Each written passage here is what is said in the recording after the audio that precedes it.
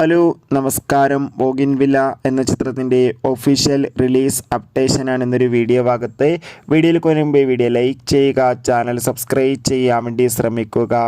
കുഞ്ചാക്കോബൻ, ഫഹദ് എന്നൊക്കെ പ്രധാന കഥാപാത്രങ്ങളായി ഇനി വരാൻ പോകുന്ന ചിത്രമാണ് ബോഗിൻവില്ല. എല്ലാ സിനിമാ പ്രേമികളും ഒരേപോലെയാണ് ചിത്രത്തിൻ്റെ ഓരോ അപ്ഡേഷനും അറിയാൻ വേണ്ടി കാത്തിരുന്നത്. ചിത്രത്തിൻ്റെ ടീസറിനൊക്കെ മികച്ചൊരു അഭിപ്രായം തന്നെ സ്വന്തമാക്കാൻ വേണ്ടി സാധിച്ചിട്ടുണ്ടായിരുന്നു.